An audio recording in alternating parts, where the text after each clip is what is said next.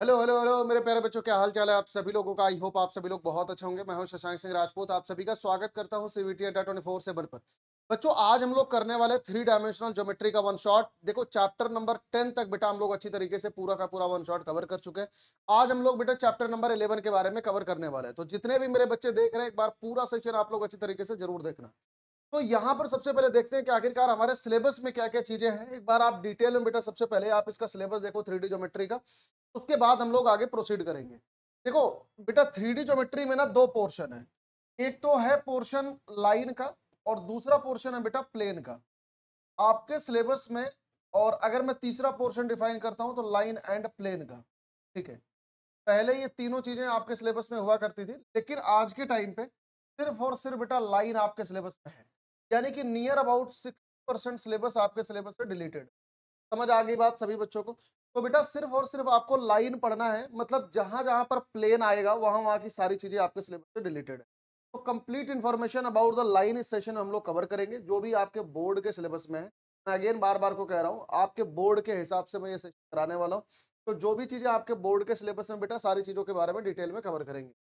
तो यहाँ पर आज के सेशन में देखो क्या क्या देखने वाले हैं। Basics of the 3D geometry, distance formula, section formula, DCs and डीआरस के बारे में, सेंट्रॉइड एंड सेंटर के बारे में, equations of the line, conversion of the vector form in the Cartesian, angle between the two line, shortest distances के बारे में, general coordinate on a line.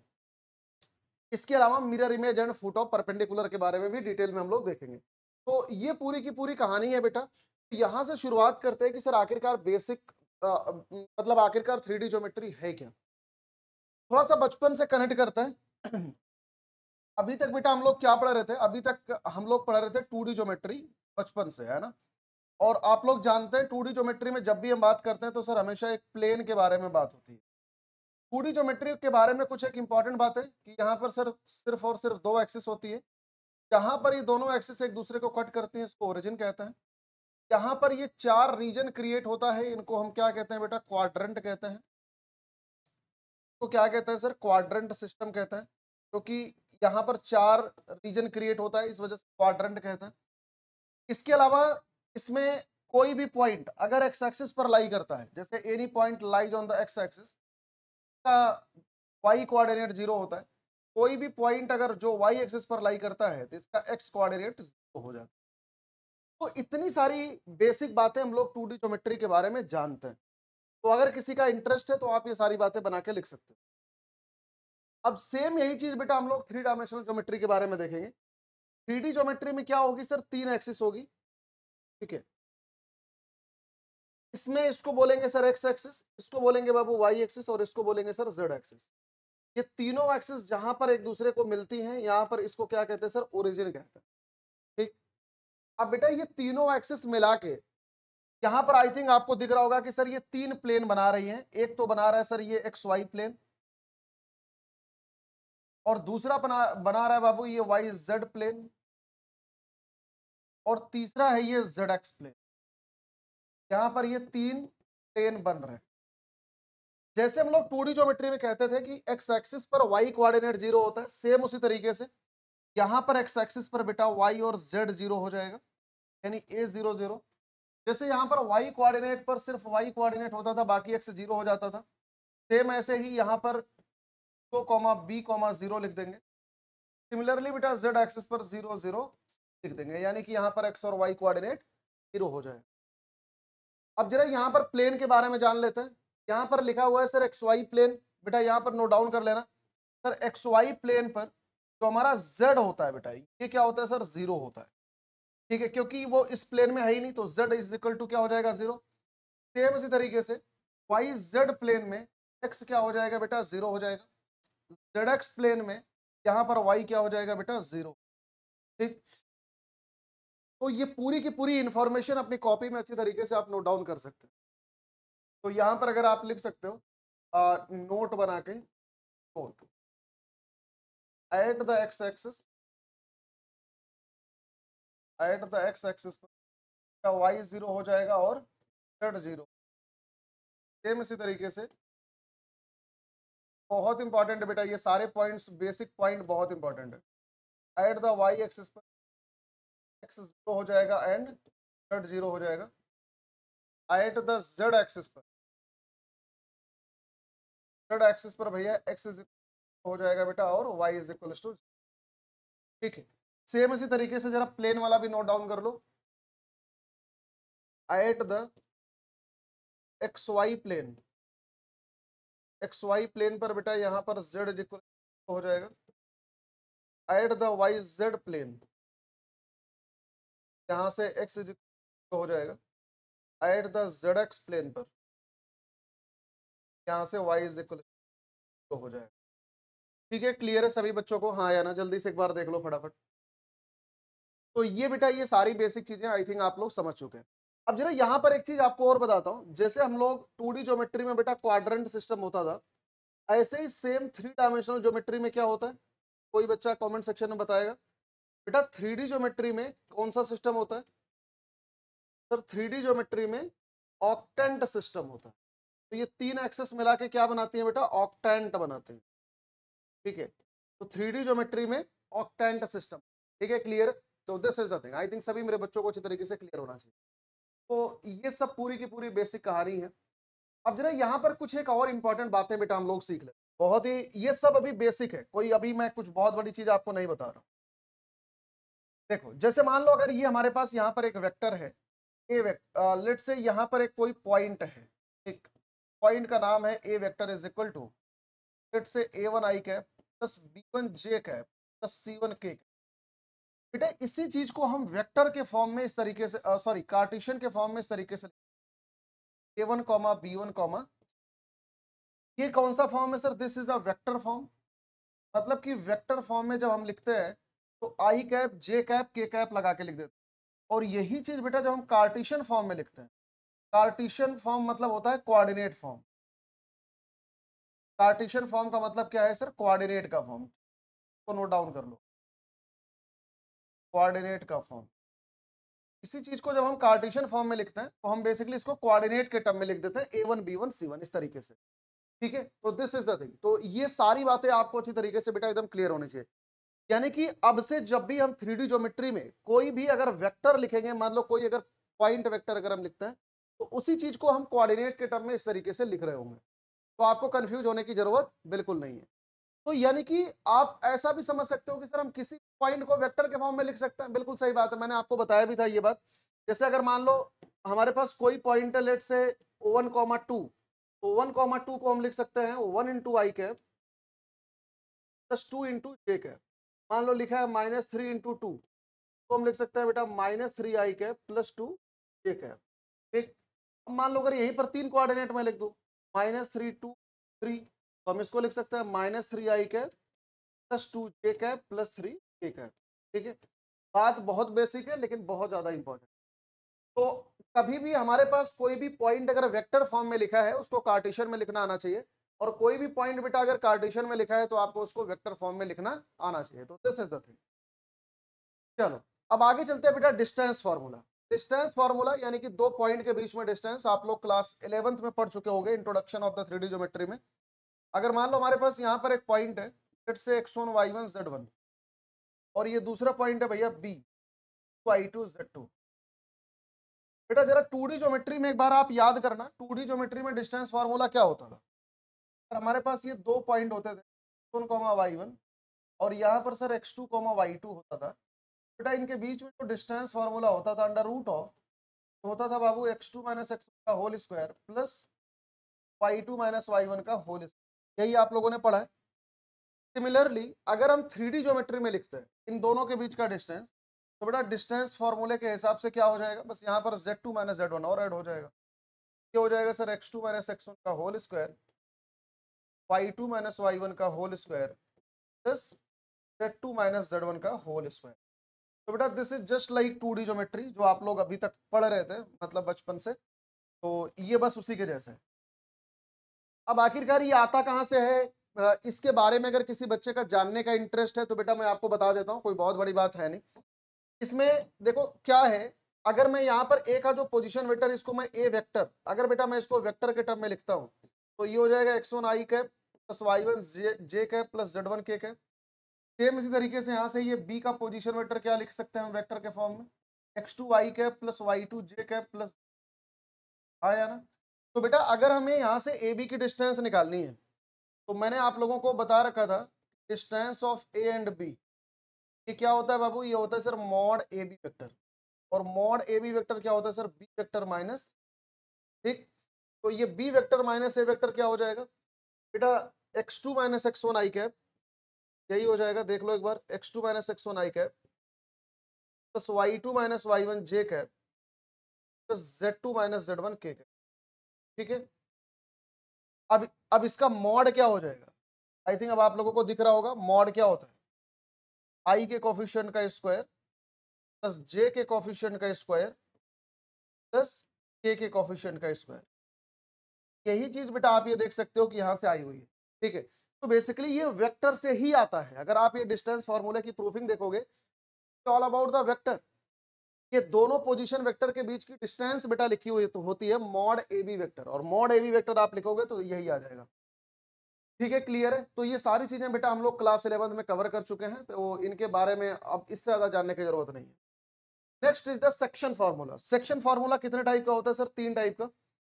सबसे पहले बेटा इसमें इंटरनल डिवीजन, इंटरनल डिवीजन,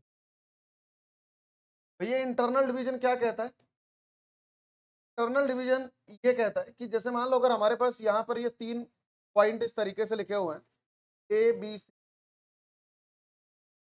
और जहां पर ये जो सी पॉइंट है बेटा m/n रेशियो में डिवाइड करता है ए और बी को, यहाँ से जो सी का कोऑर्डिनेट है हम कैसे लिखेंगे, अगर मान लो ए का कोऑर्डिनेट है बाबू x1, y1, z1 और बी का कोऑर्डिनेट है x2, y2, तो अगर हमें यहाँ से सी का कोऑर्डिनेट लिखना है तो कैसे लिखेंगे सर, mx2, ऐसे ही हम डायमेंशनल ज्योमेट्री में भी लिखते थे, nx1 upon m plus n।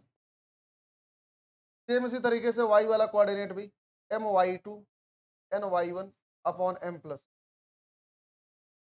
mz2 plus nz1 upon m plus, ठीक है, क्लियर। तो इस तरीके से बेटा हम लोग 2D ज्योमेट्री में बस इतना सा पोर्शन होता था, 3D में बस एक पॉइंट और ऐड ऑन हो जाएगा, बस that's it. Next is the बेटा एक्सटर्नल डिवीजन, एक्सटर्नल डिवीजन।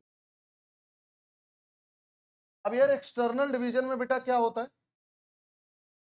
मान लो अगर हमारे पास यहाँ पर एक सिचुएशन कुछ इस तरीके की है, यहाँ पर एक पॉइंट है सर ए, और यहाँ पर बेटा एक पॉइंट है बी, और ये जो सी पॉइंट है ये बाहर से डिवाइड कर रहा है, यानी कि यहाँ पर ये जो रेशियो है, ये वाली डिस्टेंस है बेटा m और ये वाली डिस्टेंस है सर n।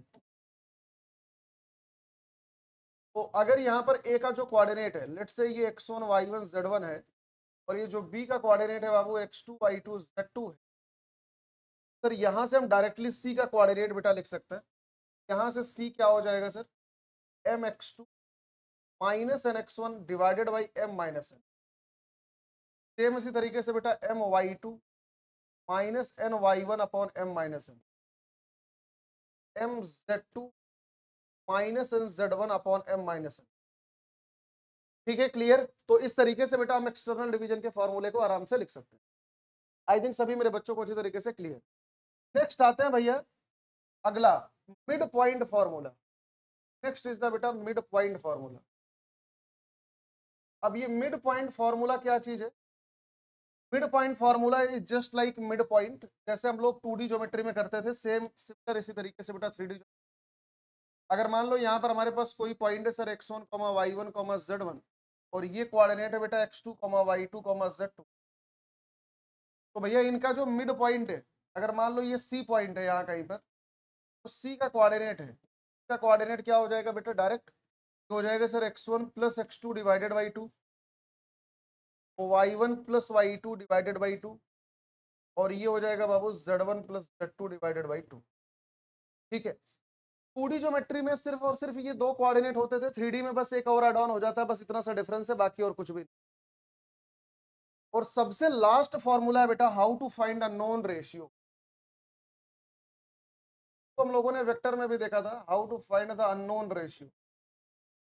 सेम यही कंसेप्ट बेटा 2D के, सेम यही कंसेप्ट 3D, सेम यही कंसेप्ट वेक्टर में है, कॉम्प्लेक्स नंबर में है, सब में है।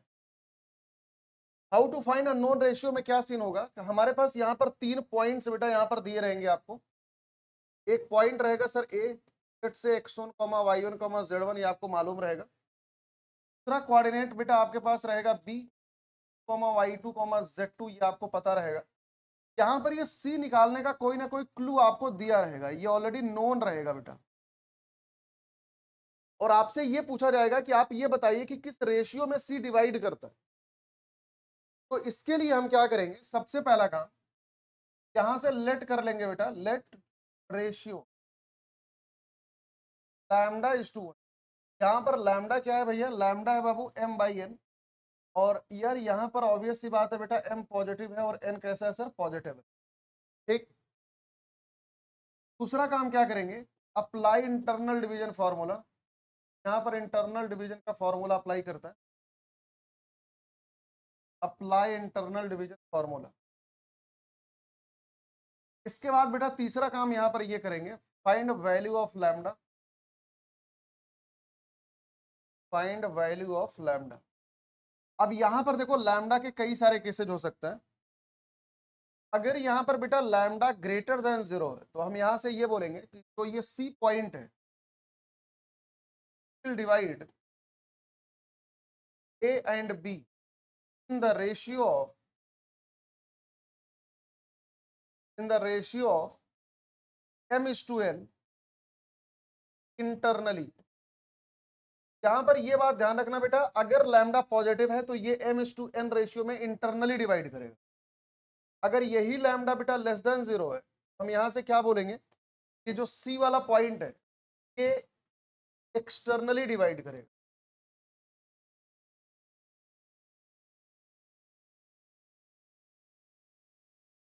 कॉपी क्यों,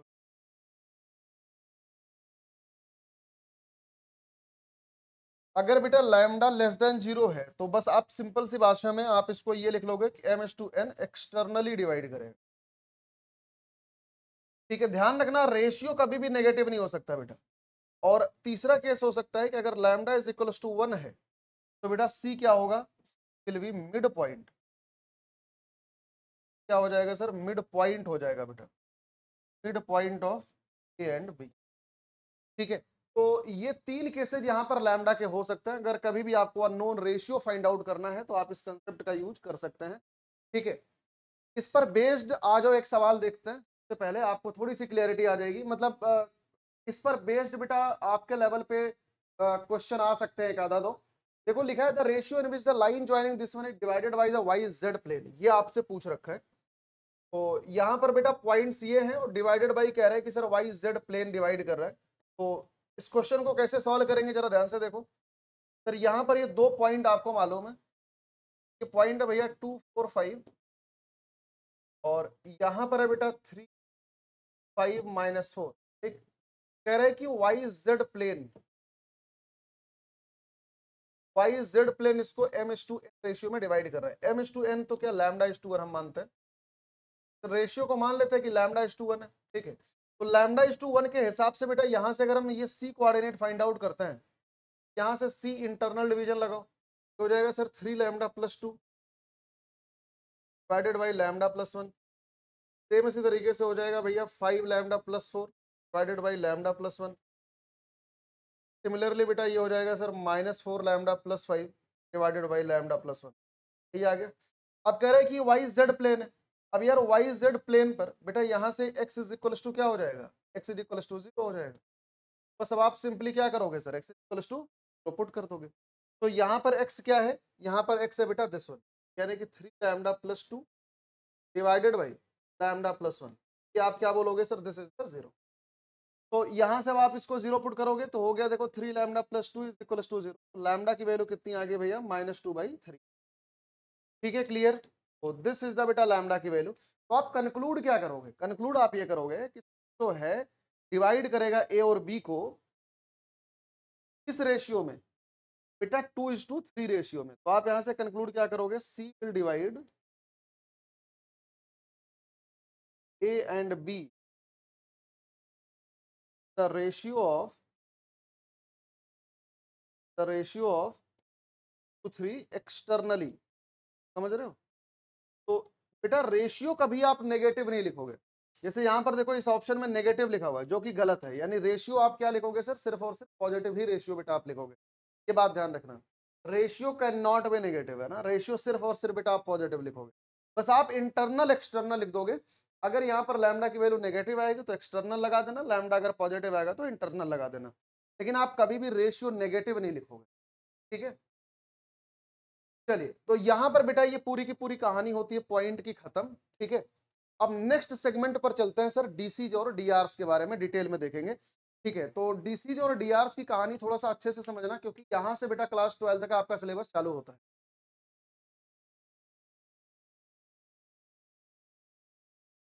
अब जरा डीसीज जरा समझना कि सबसे पहली बात को डीसीज है क्या।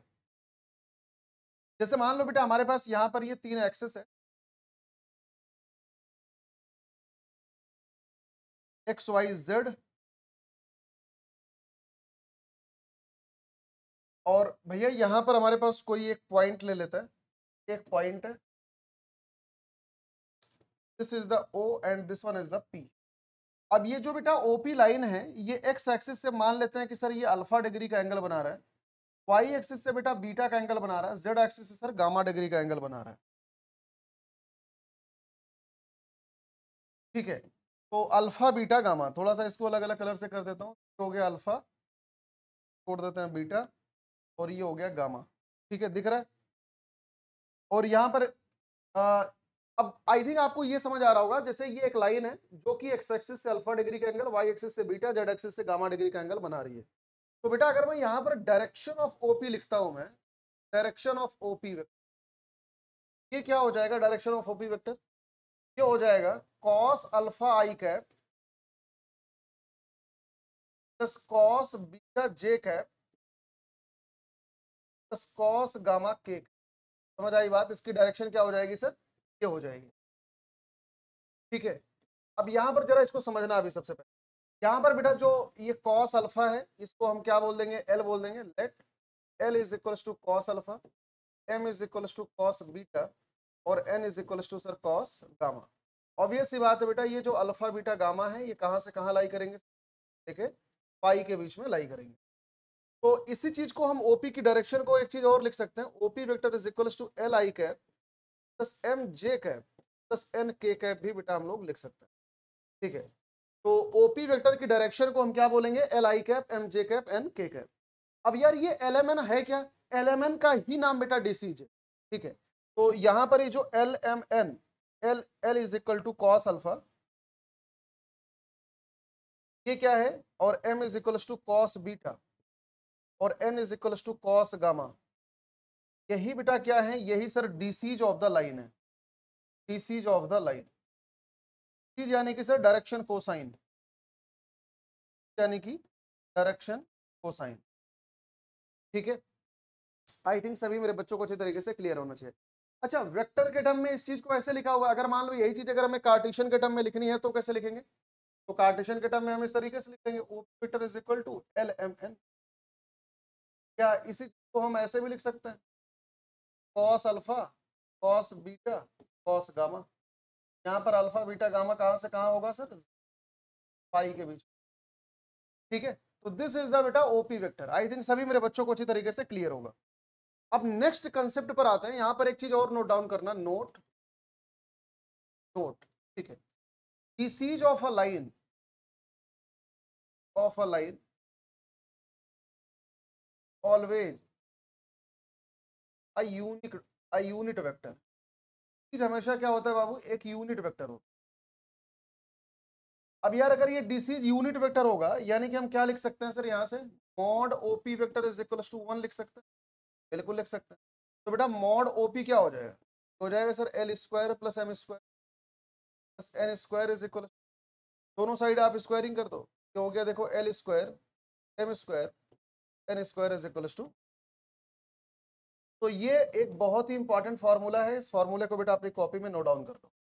ठीक, अब भैया यहाँ पर अगर हम एल की वैल्यू को बेटा कॉस अल्फा पुट कर देते हैं, ठीक है, तो ये यही फॉर्मूला हो जाएगा, देखो cos square alpha plus cos square beta plus cos square gamma is equal to 1। ठीक है, तो यही फॉर्मूला बेटा हमारे पास निकल के आ गया, cos square alpha plus cos square beta plus cos square gamma is equal to 4। अब यार यहां पर जरा ध्यान से समझना बेटा, कॉस स्क्वायर अल्फा की जगह पर अगर मैं 1 minus sine square alpha put कर देता हूँ, कॉस स्क्वायर बीटा की जगह पर अगर मैं 1 minus sine square beta put कर दूं, और इसकी जगह पर sir 1 minus sine square gamma put कर दूं, तो बेटा क्या हो जाएगा, 1 हो जाएगा। यहां से सर हमारे पास एक फॉर्मूला और निकल के आ गया, sine square alpha sine square beta sine square gamma की वैल्यू कितनी आ गई सर, 2 आ गई। तो बेटा ये सब फॉर्मूलाज आप डायरेक्टली ओरली याद रखना, ठीक है। सिमिलरली नेक्स्ट फॉर्मूला आप यहां से डिराइव कर सकते हो, cos square alpha plus cos square beta plus cos square gamma is equal to 1 है। बेटा इसकी जगह पर हम क्या लिख सकते हैं, 1 plus cos 2 alpha divided by 2 लिख सकते हैं। इसकी जगह पर 1 plus cos 2 beta divided by 2 लिख सकते हैं। और यहाँ पर sir 1 plus cos 2 gamma divided by 2 लिख सकते हैं। कॉस 2 कितना आ जाएगा 1। तो अगर मैं यहाँ से cos 2 alpha plus cos 2 beta plus cos 2 gamma की बेटा वैल्यू कैलकुलेट करता हूँ, तो 2 माइनस 3 करेंगे तो कितना आ जाएगा sir, -1 will be the final outcome. ठीक है, तो यहां से बेटा आपको ये तीनों फॉर्मूला याद रखना है, ठीक है। तीनों फॉर्मूला, एक ये वाला फॉर्मूला, मतलब इसी फॉर्मूले से सारे फॉर्मूलाज आप डिराइव कर सकते हो, कुछ रटने की ज्यादा जरूरत है नहीं। लेकिन हाँ, अगर आप याद कर लोगे तो बेटा और अच्छी बात है, क्योंकि तीनों ही फ्रीक्वेंटली पूछे जाते हैं। तीनों फॉर्मूलाज बहुत ही ज्यादा फ्रीक्वेंट पूछे जाते हैं। आई थिंक सभी मेरे बच्चों को अच्छी तरीके से। तो आ जाओ इस पर बेस्ड जरा कुछ एक सवाल देखते हैं कि आपको समझ आएगा कि किस टाइप से सवाल पूछा जाता है। जरा यहाँ पर देखो, ये क्वेश्चन क्या लिखा हुआ है, सेम यही क्वेश्चन है। Cos alpha cos beta cos gamma are the direction cosine of a vector A, value बतानी है cos 2 alpha plus cos 2 beta plus cos 2 gamma की। तो यानी क्या हो जाएगा भैया, 3 minus 2 is equal to -1, -1 will be the right answer. Next question आ जाओ, कह रहा है a line makes angle alpha beta gamma with the positive direction of the coordinate axis and the value of this one. तो बेटा हमें किसकी value बतानी है, वैल्यू बतानी है भैया 2 upon sine square alpha plus sine square beta 1 minus cos square gamma को हम क्या लिख सकते हैं, साइन स्क्वायर गामा लिख सकते हैं, का होल स्क्वायर -1 ऐसे लिखेंगे, हाँ या ना। तो ये कितना आ गया, हो गया सर 2 अपॉन, ये वाला टर्म कितना होता है, ये हो जाएगा सर 2 स्क्वायर -1 यानी 4 -1 हो जाएगा 3, 2/3 will be the correct answer. तो आप ये देख रहे हो, मतलब अगर बेसिक बेसिक फॉर्मूलाज आपको मालूम है, आप आराम से बेटा सवालों को हवाई में आप आराम से उड़ा सकते हैं। चलिए नेक्स्ट कंसेप्ट पर आते हैं बेटा, डीआरस ऑफ अ लाइन, ठीक है। Next is the डीआरस of a line. अब बेटा डीआरस क्या होता है, जरा सबसे पहला काम आप डीआरस को एक बार समझ लो, ठीक है। तो मान लो ये हमारे पास एक लाइन है और ये लाइन है हमारे पास ए वेक्टर, तो बेटा जो इसका डीआरस होगा ना, डीआरस will be always a unit. डीआरस क्या होगा सर, हमेशा यूनिट वेक्टर होगा। और सॉरी, डीआरस क्या है सर, ए वेक्टर अगर है तो बेटा इसका जो डीसीज है हमेशा क्या होगा सर, यूनिट वेक्टर होगा। यानी A cap is equals to A vector upon mod A, ठीक है। ये चीज अपनी कॉपी में लिख लो कि डीआरस क्या है, अगर हमारे पास ए वेक्टर है तो उसका डीसीज क्या हो जाएगा, हमेशा एक यूनिट वेक्टर। मतलब किसी भी वेक्टर का जो यूनिट वेक्टर है बेटा, that is the DCs of a line. और जो वेक्टर आपको दिया गया वो हमारा क्या होगा, डीआरस हो जाए। तो अगर यहां से मान लेते हैं ऑफ अ लाइन, अगर बेटा डीसी हमारे पास एल एम एन है, सर अगर हम डीआरस ऑफ अ लाइन लिखेंगे, डीआरस ऑफ अ लाइन कैसे लिखेंगे, पहली बात ध्यान रखना, डीसी में इक्वल इक्वल का साइन लगाते हैं और डीआर से बेटा प्रोपोर्शनल हो जाएगा, लैम्डा टाइम्स एल एम। और ऑब्वियस सी बात है, ये हो जाएगा बेटा लैम्डा एल लैम्डा एम और ये हो जाएगा सर लैम्डा, ठीक है। और यहाँ पर लैम्डा भैया बिलोंग्स टू रियल नंबर है, लैम्डा कोई भी रियल नंबर हो सकता है, ठीक। और बेटा यहाँ पर हमेशा एक बात ध्यान रखना, किसी भी लाइन का जो डीसी हमेशा एक यूनिट, ठीक। और जो डीआरस है बेटा, डीआरस can be infinitely many, डीआरस can be infinitely many. यहाँ से आप ये समझ सकते हो कि अगर किसी लाइन का डीसी 11 है तो आप लैम्डा की वैल्यू बेटा चेंज करते जाओ, सारे के सारे डीआरस हो जाएंगे उसी लाइन के। मतलब ये 111 222 444 मतलब सारे के सारे डीआरस प्रोपोर्शनल ही होंगे। जैसे यहाँ पर प्रोपोर्शनल का साइन लगाते हैं और डीसी में यहाँ पर इक्वल का साइन लगाते हैं, क्योंकि डीसी एकदम फिक्स है कि LMN है, लेकिन डीआरस कोई फिक्स नहीं होता बेटा। डीआरस में आप लैम्डा की वैल्यू इनफिनिटली में नहीं पुट कर सकते, इनफिनिटली में नहीं पुट करोगे तो डीआरस कैन बी इनफिनिटली में। ठीक है, क्लियर। अब यहाँ पर एक बहुत बड़ा मुद्दा क्रिएट होता है, जैसे आपसे सवालों में जनरली ये पूछा जाता है बेटा कि हमारे पास सर यहाँ पर एक वेक्टर है ए वेक्टर, और आपसे सवाल में ये पूछा जाता है कि फाइंड डीसी एंड डीआरस, और बच्चों को इसमें बहुत ही ज्यादा कंफ्यूजन होती है। तो मैं आपको एकदम ही सिंपल तरीके से मैं इसको डिकोड करता हूँ, जरा समझने की कोशिश करना। ठीक है, अब यहाँ पर आपको ए वेक्टर दिया जाएगा। आप सबसे पहला काम ये काम करो, आप बेटा यहाँ पर मैग्नीट्यूड ऑफ ए निकालो। ठीक है, यहाँ पर सबसे पहला काम आप क्या करो, फाइंड मैग्नीट्यूड ऑफ ए। अब यहाँ पर दो चीज हो सकता है, ध्यान से समझना बेटा थोड़ा सा। यहाँ पर दो चीज हो सकता है, अगर मान लो ये मैग्नीट्यूड ऑफ ए हमारे पास 1 आ जाए और इस ए वेक्टर को ले लेते हैं ए I cap plus B A cap plus, ठीक, अगर ये 1 आ जाएगा तो ये जो हमारे पास ए बी सी लिखा है यही हमारा क्या हो जाएगा बाबू, डीसी ऑफ द लाइन हो जाएगा। यही क्या हो जाएगा sir, DC of the line हो जाएगा। कब, अगर इसका मैग्नीट्यूड 1 आ गया। अब अगर मान लो इसका मैग्नीट्यूड 1 नहीं आया, determinant of sorry magnitude of it does not is equal to 1, यहाँ पर बेटा ये जो एबीसी ये क्या हो जाएगा, ये डीआरस ऑफ द लाइन हो जाएगा। ठीक, ये क्या हो जाएगा बाबू, डीआरस ऑफ द लाइन हो जाएगा। अब अगर ये डीआरस आपको मालूम है, आप डीसी आराम से निकाल सकते हैं। तो आप अगर डीसी मान लो अगर आपको निकालना हुआ तो डीसी आप कैसे निकालोगे, A vector upon mod A. A vector आपको मालूम है यहाँ पर A I cap plus B J cap plus C K cap, और बेटा मॉड ए वेक्टर आप आराम से लिख सकते हो A square plus B square plus, यही हमारा क्या हो गया, डीसी। अब अगर इसी को आपको कोऑर्डिनेट के टर्म में लिखना है तो बेटा आप कोऑर्डिनेट के टर्म में भी, कोऑर्डिनेट में बस आई जे के हटा दो, हो जाएगा देखो A upon A square plus upon under root of A square plus B square plus, और C upon root of A. ठीक है, तो कोऑर्डिनेट के टर्म में बेटा ये हो जाएगा, वेक्टर के टर्म में ये हो जाएगा। समझ आई बात।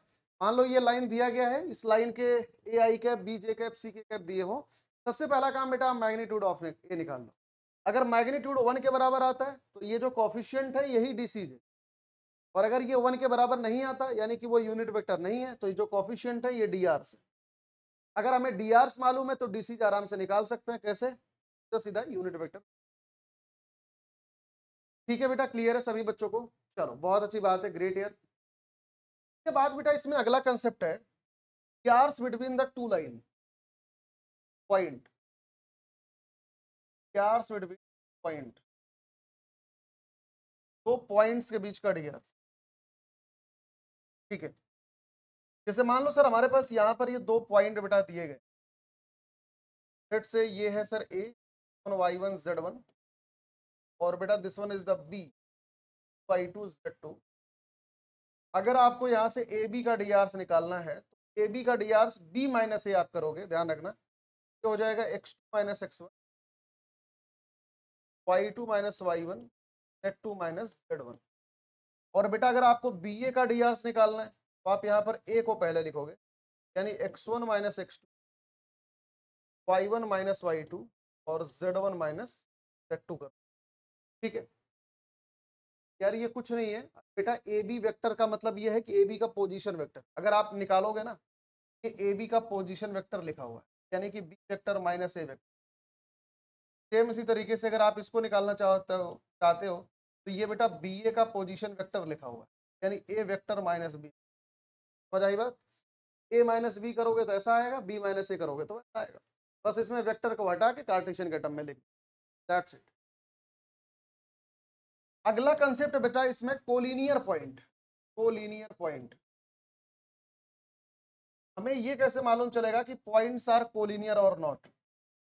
देखो जब हम बेटा 2D ज्योमेट्री में करते थे, याद आ रहा है आपको 2D ज्योमेट्री में, अगर 2D ज्योमेट्री में हमें ये प्रूव करना था कि सर ए कोलिनियर है कि नहीं, तो हम यहाँ से क्या बोलते थे बाबू, slope of A equals to slope of B C equals to slope of A कहते थे। मतलब कि हर एक पॉइंट का अगर स्लोप अगर इक्वल है तो हम आराम से कहते थे कि सर ये क्या है, कि हमारे पास पॉइंट्स कोलिनियर है। बेटा जो काम 2D ज्योमेट्री में स्लोप करता है, स्लोप क्या काम करता है, स्लोप डायरेक्शन बताता है, सेम वही काम 3D ज्योमेट्री में डीआरस और डीसीज करते हैं। तो यहां पर अगर ये 3 पॉइंट है ए बी सी, अगर ये कोलिनियर है, A B and C are collinear, तो बेटा यहां से डीआरस ऑफ ए प्रोपोर्शनल हो जाएगा डीआरस ऑफ बी, प्रोपोर्शनल हो जाएगा डीआरस ऑफ ए।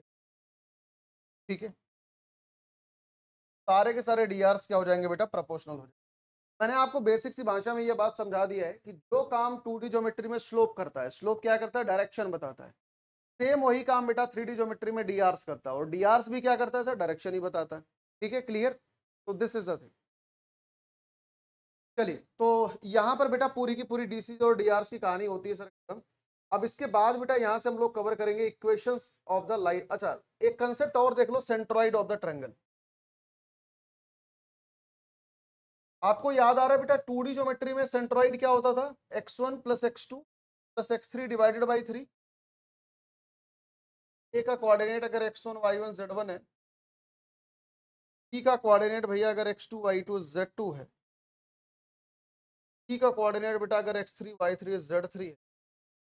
तेरा बचपन याद करना एक बार, सेंट्रॉइड कहते किसको है बेटा, intersection points of the median. किसका इंटरसेक्शन पॉइंट, मीडियन का। तो आप इसको लिख सकते हो, तो जी क्या होता है sir, intersection of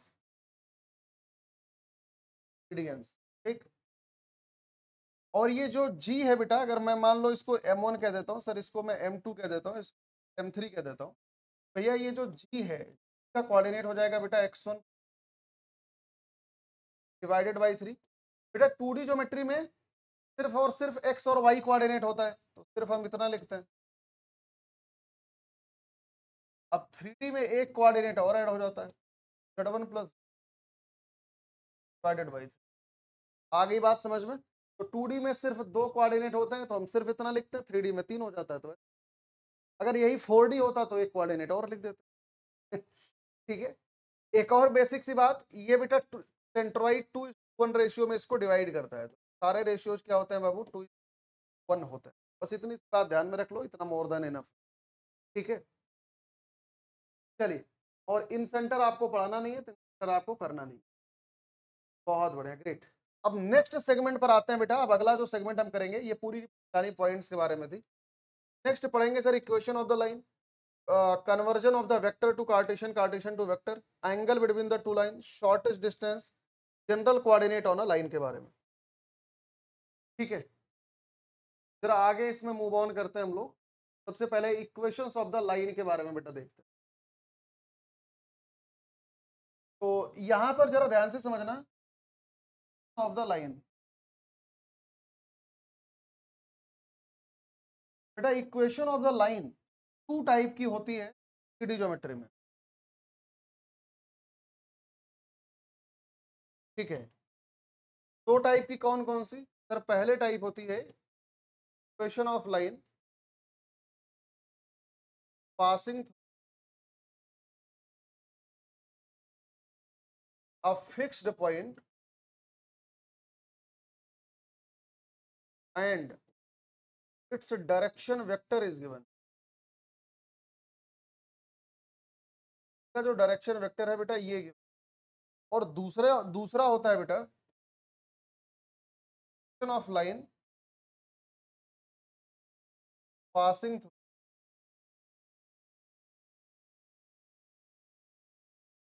fixed point. तो फिक्स पॉइंट से पास होने वाले लाइन की भैया, यहाँ पर जो वेक्टर के फॉर्म में इक्वेशन होती है क्या होती है sir, R vector is equals to A vector plus lambda times of the B vector. Cartesian के टर्म में इक्वेशन होती है बेटा x minus x1 divided by a1।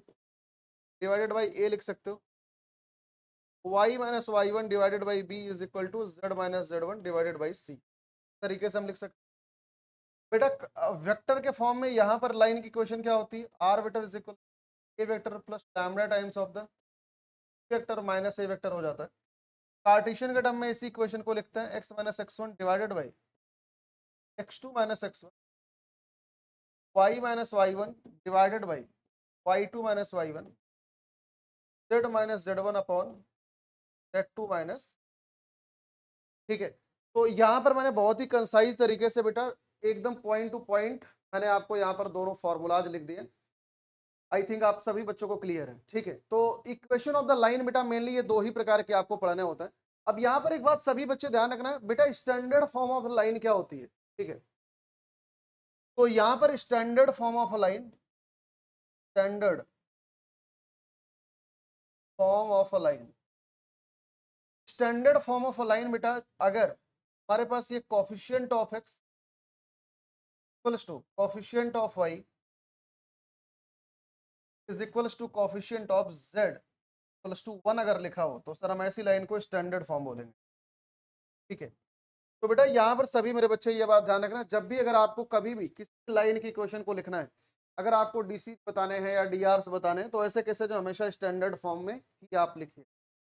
यहाँ पर एबीसी क्या है, यहाँ पर बेटा ऑब्वियस सी बात है एबीसी हमारा डीआरस है। ठीक है, यहाँ पर सर x1 y1 z1 ये क्या है बेटा, फिक्स्ड पॉइंट है। और जो ये एबीसी है ये क्या है बाबू, ये डीआरस है।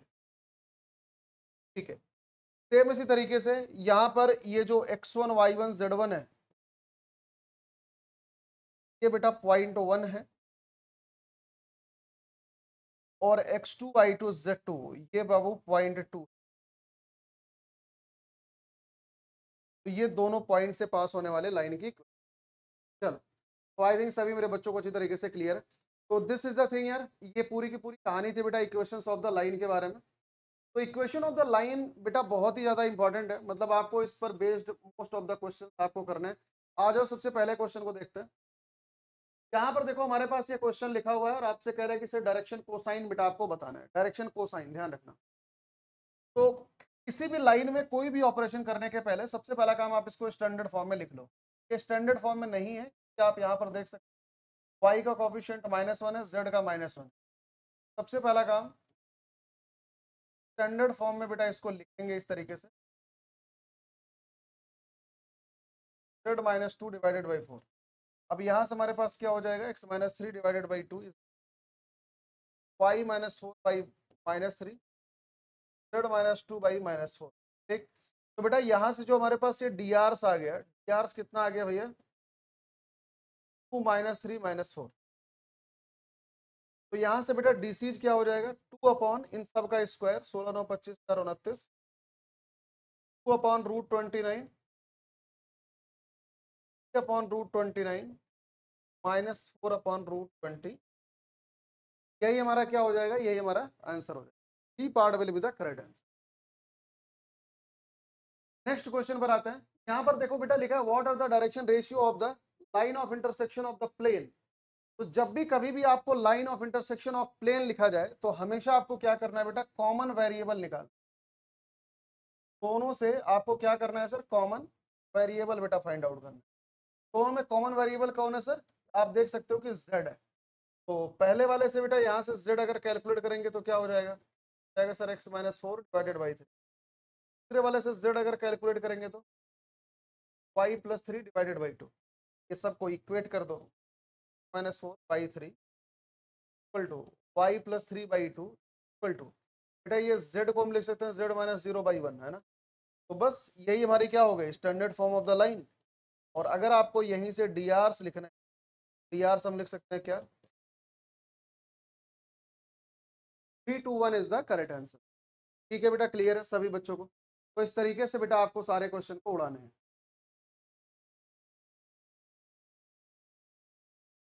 नेक्स्ट क्वेश्चन पर आते हैं, अगले कंसेप्ट पर आते हैं बेटा, angle between the two line.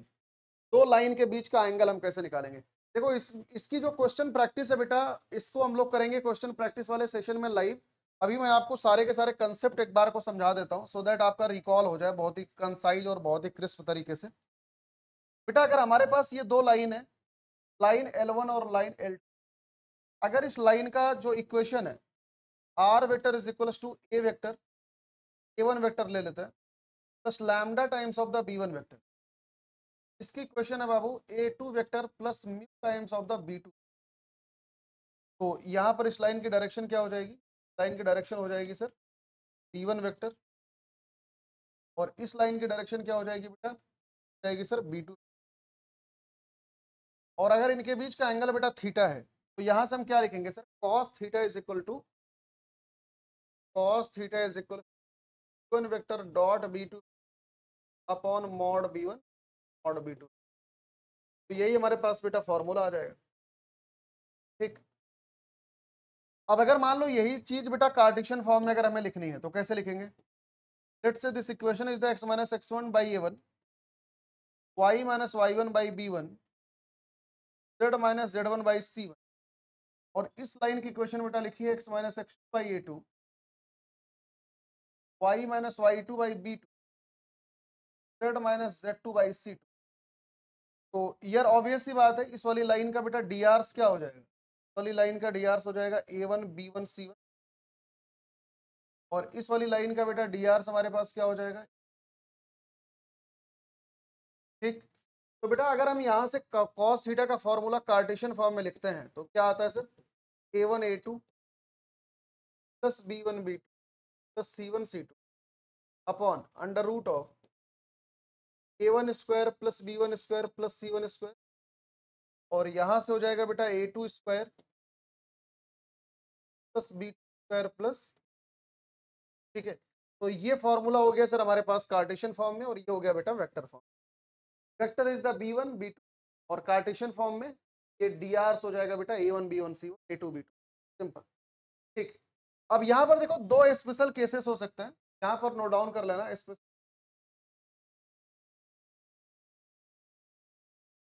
Special case में बेटा सबसे पहला ये है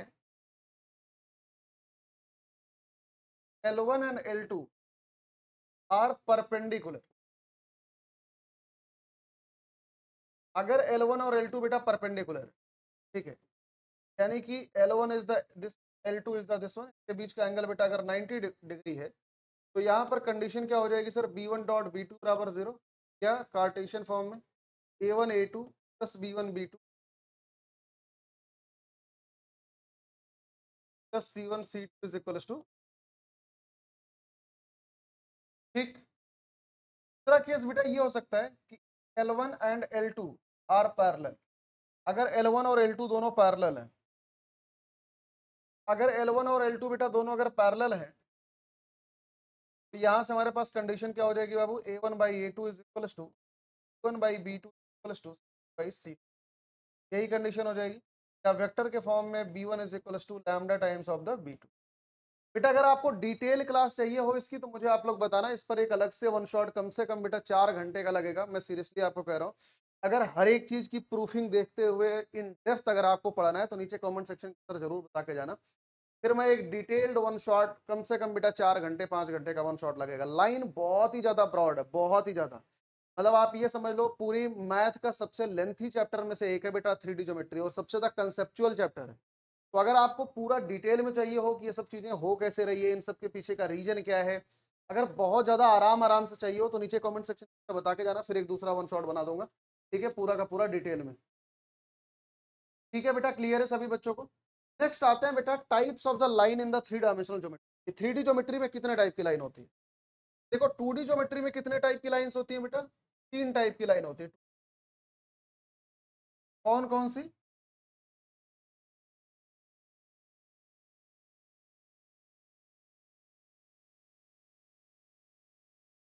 टूडी ज्योमेट्री में लाइन कितनी प्रकार की होती है? 3 प्रकार की होती है। लाइन को क्या बोलते हैं बाबू? इंटरसेक्टिंग लाइन बोलते हैं, क्योंकि ये इंटरसेक्ट करती है। इस लाइन को क्या बोलते हैं भैया? पैरेलल लाइन कहते हैं। तो क्या कहते हैं बेटा? कोइंसिडेंटल लाइन कहते हैं। अब ऑब्वियस सी बात है ये दोनों ये तीनों लाइंस 2D में भी होती हैं। 2D में जो कुछ भी लाइन होगी वो एक प्लेन में होगी, इस वजह से बेटा इन्हें कोप्लेनर लाइंस भी कहते हैं। यानी कि अगर कहीं पर कोई भी लाइन इंटरसेक्टिंग है तो कोप्लेनर होगी, अगर कोई लाइन पैरेलल है तो कोप्लेनर होगी, कोइंसिडेंटल है तो कोप्लेनर होगी। 3D में बेटा एक लाइन और ऐड ऑन हो जाती है, हम कहते हैं सर स्क्यू लाइन। क्या बोलते हैं बाबू? Skew lines. और ये जो स्क्यू लाइंस है ये इधर कोप्लेनर, कि ना तो एक कोप्लेन में होती हैं और नीदर इंटरसेक्टिंग, मतलब नॉर इंटरसेक्टिंग, ये बेटा इंटरसेक्ट भी नहीं करती।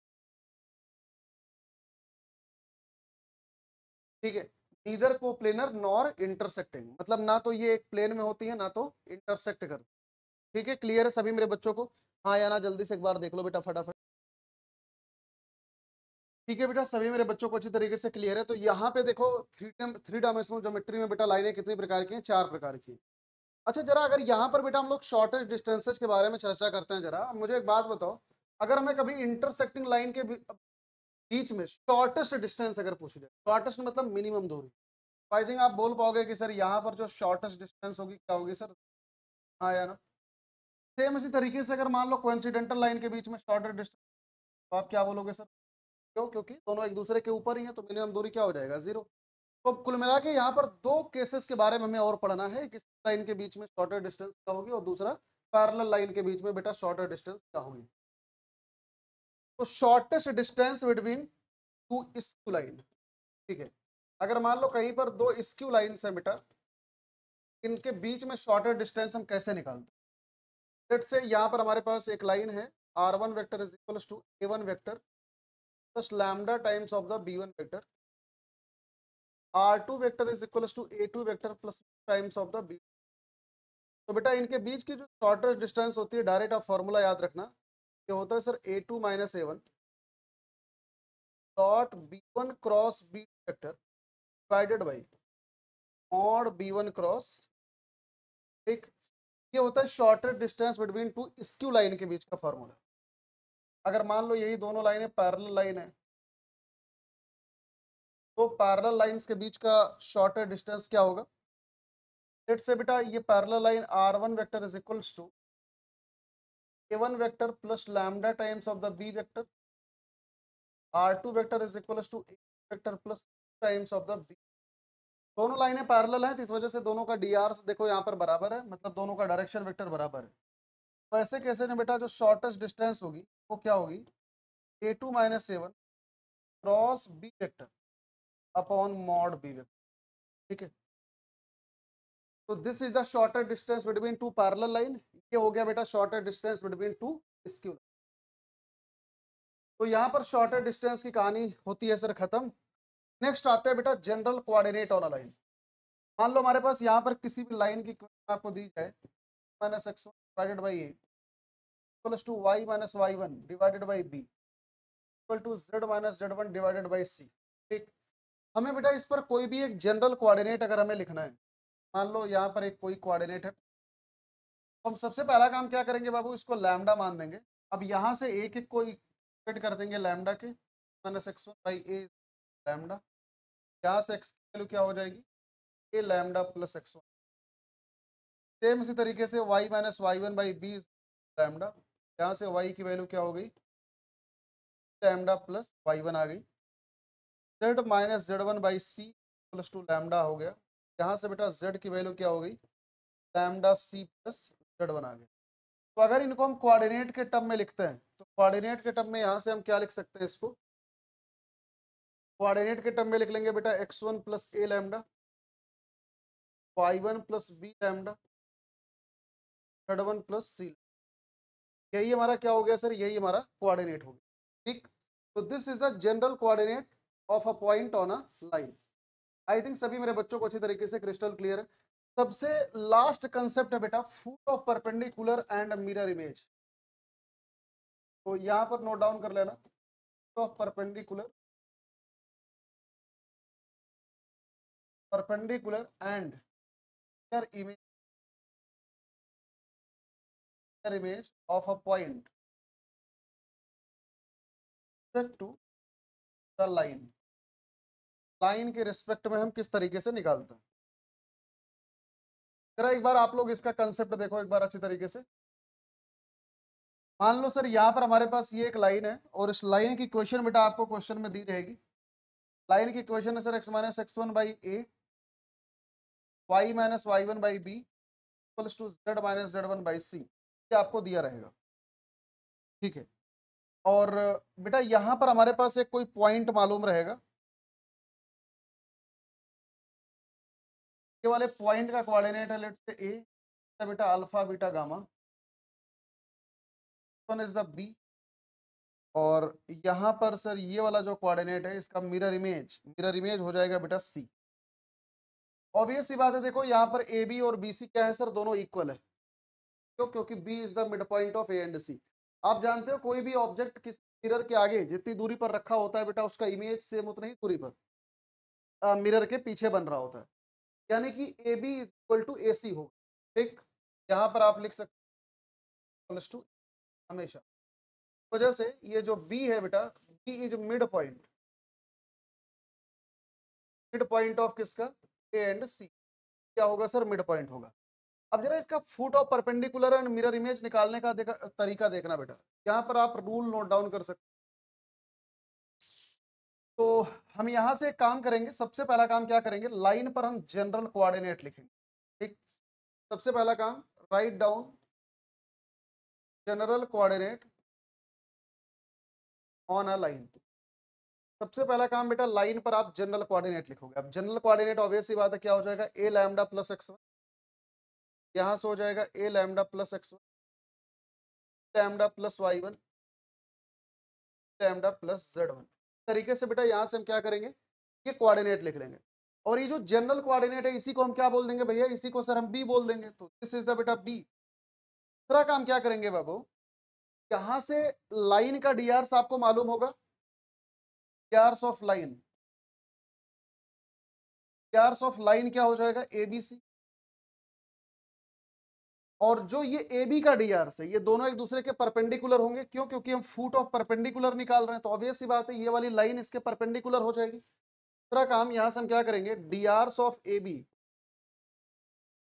Perpendicular D Rs of line. तो ए बी का जो डी आर है और लाइन का जो डी आर है बेटा, इन दोनों को एक दूसरे के परपेंडिकुलर कर देंगे।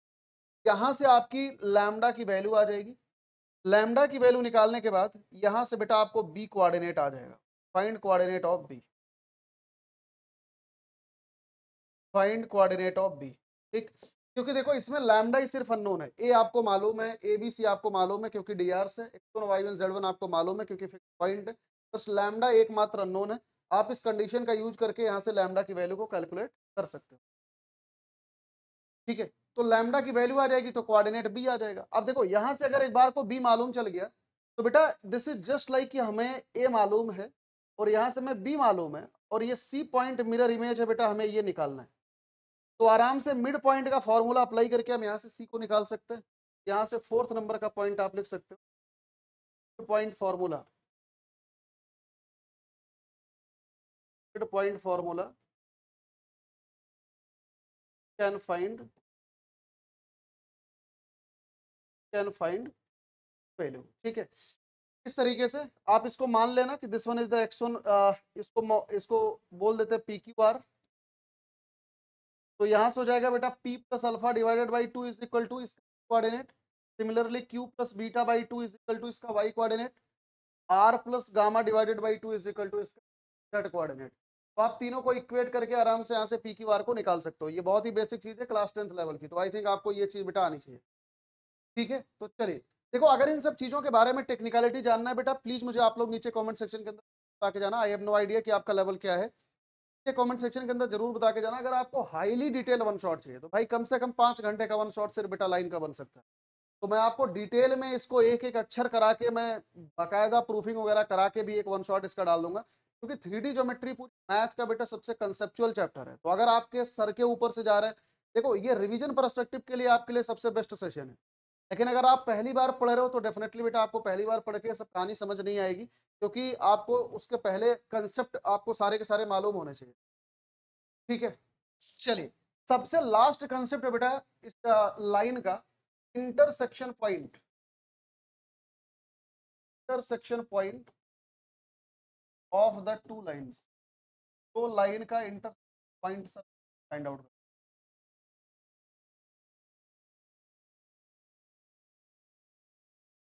यहाँ पर मान लो हमारे पास एक लाइन ये रही, लाइन ये रही, दोनों का इंटरसेक्शन बेटा हमें फाइंड आउट करना, L1 एंड,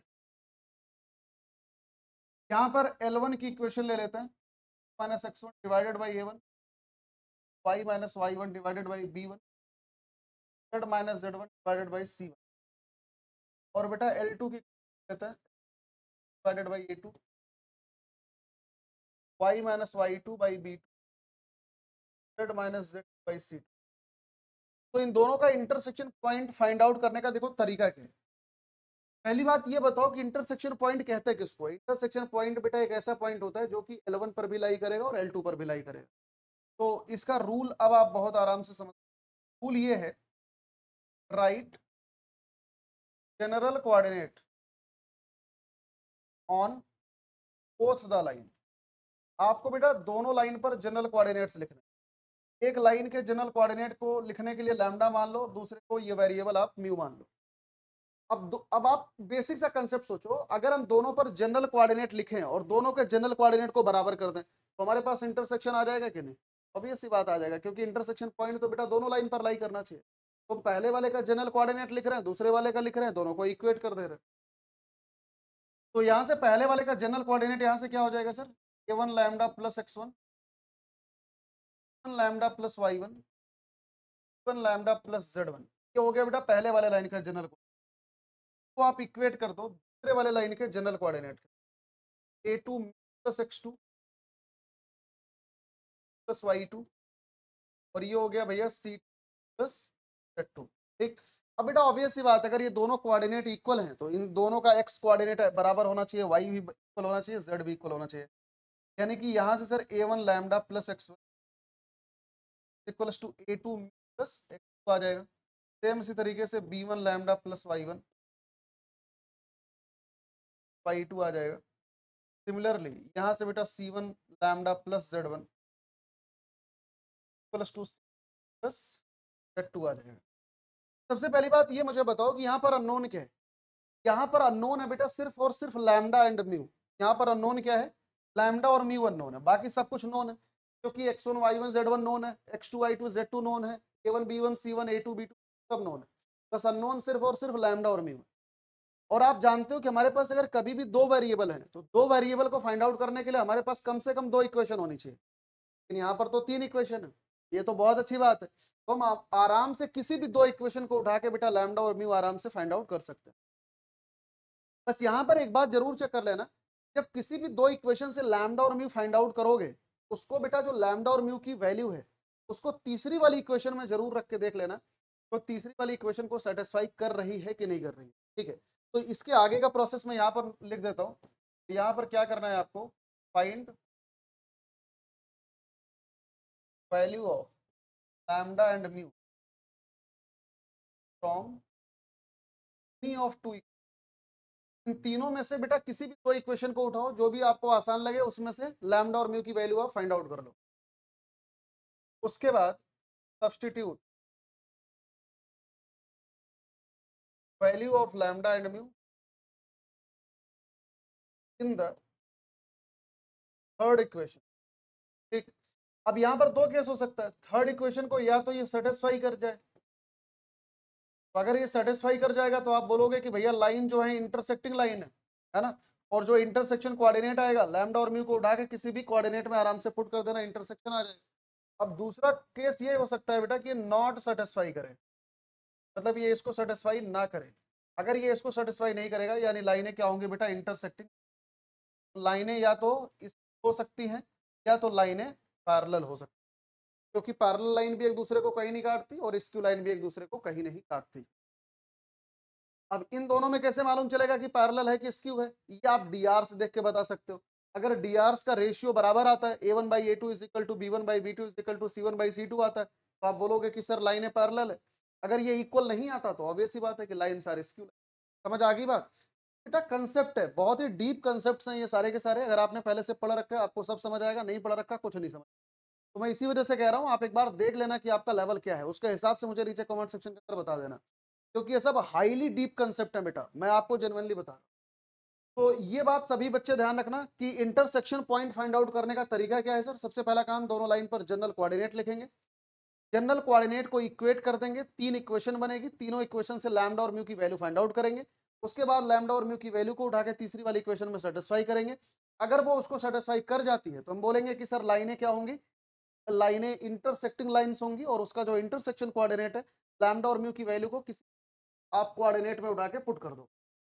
कोऑर्डिनेट यानी कि या तो आप इसमें उठा के पुट कर दो, या तो आप इसमें म्यू की वैल्यू पुट कर दो, या तो आप इसमें लैम्डा की वैल्यू पुट कर दो। म्यू की वैल्यू यहाँ पर पुट करोगे तो भी वही कोऑर्डिनेट आएगा, लैम्डा की वैल्यू यहाँ पुट करोगे तो भी वही कोऑर्डिनेट आएगा।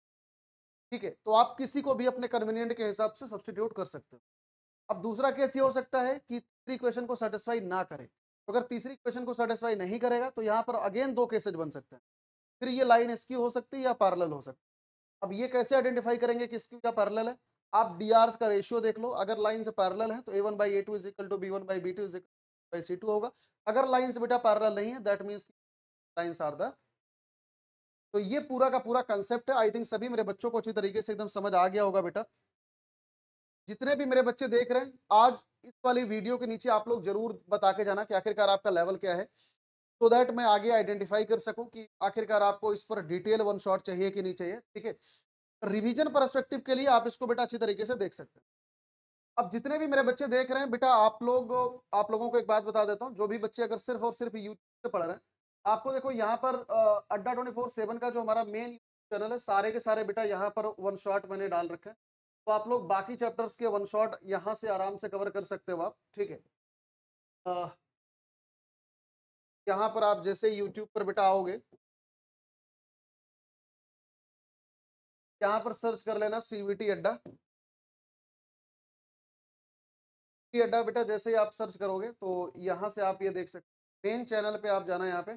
ठीक है, प्लेलिस्ट वाली ऑप्शन पे, तो प्लेलिस्ट पर जैसे ही आप जाओगे तो यहाँ से आप देख सकते हो बेटा मैथ्स की प्लेलिस्ट यहाँ पर अवेलेबल है। इसमें हर एक चैप्टर के वीडियोज हैं। मतलब आप जैसे ही प्लेलिस्ट को स्क्रॉल करोगे, ये देखो चैप्टर नंबर 1, चैप्टर नंबर 2, साथ ही साथ उसके प्रैक्टिस सेशन, तो आप एक तरफ से आराम से फॉलो कर लो। अगर आपको देखो ये सब देख के समझ आता है वेल एंड गुड है, अगर नहीं समझ आता, आपको लगता है कि सर मुझे और डिटेल में कवर करना है या और अच्छी तरीके से कवर करना है, तो आपको अड्डा 24/7 जो इसका मेन वेबसाइट है हमारा, तो आप उस पर आ सकते हो। कोई भी बेटा एक प्रीमियम बैच जो भी आपका मन करे आप एनरोल करके अच्छे से पढ़ सकते हो। आपके लिए मेरी रिकमेंडेशन हमेशा से रहती है आप महापैक में एनरोल करो, अगर अभी के टाइम पे आप कर रहे हो, उसके लिए आपको यहाँ पर सीवीटी महापैक पे आना है। हर एक साइंस, कॉमर्स, ह्यूमैनिटीज का सबका अलग अलग महापैक है, आप आराम से इसमें किसी ज्वाइन कर लो। साइंस के बच्चे हो साइंस में, कॉमर्स में हो कॉमर्स में, ह्यूमैनिटीज के हो तो ह्यूमैनिटीज में। यहाँ पर ध्यान रखना बेटा, विद बुक का अलग महापैक है, विदाउट बुक का अलग है। तो अगर आपको विद बुक चाहिए, विद प्रिंटेड बुक, यानी आपके पास किताबें नहीं है तो आप विद प्रिंटेड बुक करना। अगर आपके पास बुक्स ऑलरेडी हैं तो विदाउट बुक भी आप ले सकते हो। अगर मैं यहाँ पर विद प्रिंटेड बुक की बात करता हूँ तो ये इसकी कॉस्टिंग आपको ये 13,139 रुपये दिख रही है। तो इसमें आपको मिलेगा क्या क्या, एक बार मैं आपको डिटेल में समझा देता हूँ। इसमें बेटा आपको, जैसे आप साइंस का अगर एनरोल कर रहे हो तो साइंस में आपको पीसीएमबी, इंग्लिश और हिंदी, और साथ ही साथ जीटी का पूरा, जीटी में 3 सब्जेक्ट है, क्वांट, रीजनिंग और करंट अफेयर्स, यानी टोटल मिला के 3, 4, 3, 7 और 1, 8, लगभग 9 सब्जेक्ट के करीब आपको यहाँ पर मिल रहा होता है। ये जो कॉस्टिंग दिख रही है आपको, आप इसको और भी ज़्यादा कम कर सकते हो यूजिंग डिस्काउंट कोड Y457। जैसे ही आप इसको लगाओगे तो आपके सामने ये प्राइसिंग बेटा इतने का शो करेगा ये। ठीक है, तो ये कोड आप जैसे यूज करोगे तो आपको सबसे ज्यादा मैक्सिमम डिस्काउंट जो भी उस टाइम का चल रहा होगा आपको मिल रहा होगा। तो इस प्राइसिंग में आपके 10 सब्जेक्ट की वीडियो क्लासेस है, साथ ही साथ बेटा इसमें 10 सब्जेक्ट की रिकॉर्डेड क्लासेस ऑलरेडी आपको दी गई है। इसमें 10 सब्जेक्ट के 30-30 मॉक, यानी टोटल मिला के 300 मॉक आपको दिए गए। आपको हर एक मॉक का डिटेल सोल्यूशन इसमें अवेलेबल है। इसके अलावा इसमें प्रिंटेड बुक्स आपके घर पर भेजी जाएगी, और साथ ही साथ ये इसमें मेंटोरशिप भी इंक्लूडेड है, यानी कि आगे आने वाले टाइम पे जब आप लोग अगर सीवीटी की तैयारी करते हो, सीवीटी की तैयारी के बाद जो दिल्ली यूनिवर्सिटी या बीएचयू का बेटा गाइडेंस प्रोग्राम होता है वो भी इसमें इंक्लूडेड है। और इसमें एक चीज़ आपको और क्लियर कर देता हूँ कि बेटा इस महापैक में आप मल्टीपल टाइम्स अड्डा 24/7 की क्लासेस कर सकते हो। जैसे जनरली अगर आप किसी इंडिविजुअल बैच में एनरोल करते हो तो वहाँ पे आप सिर्फ और सिर्फ लाइव क्लासेस आपको एक बार मिलती है। महापैक में आपको अड्डा 24/7 के सारे बैचेज का एक्सेस मिलता है, मतलब जितने भी बैच अड्डा के आएंगे, मतलब 5, 10, 20 जो भी ईयर एंड तक आएंगे वो सारे बैचेज आपको मिलेंगे। तो आप एक-एक चैप्टर की 10-10, 20-20 बार लाइव क्लास आप आराम से कर सकते हो। इसके अलावा जो भी क्रैश कोर्सेज आएँगे, आगे आने वाले टाइम पे सीवीटी के या बोर्ड के सारे क्रैश कोर्सेज आपको इसमें मिल रहे होंगे। तो this is one stop single solution, मतलब आपको कहीं भी कुछ भी भटकने की ज़रूरत नहीं पड़ेगी। आराम से आप पूरी तैयारी को अच्छी तरीके से कर सकते हो। ठीक है। तो दैट्स ऑल फॉर टुडे यार। Thank you so much for watching this session. God bless you all, सभी मेरे बच्चों को। बाय बाय, टेक केयर बेटा, wish you all the very best. नीचे कमेंट सेक्शन में ज़रूर बता के जाना ये रिवीजन सेशन कैसा लगा, और साथ ही साथ ये भी बता के जाना कि detailed, highly detailed one shot चाहिए कि नहीं, क्योंकि वो 4-5 घंटे की मेहनत आएगी। तो thank you so much, God bless you all, bye bye, take care, all the best.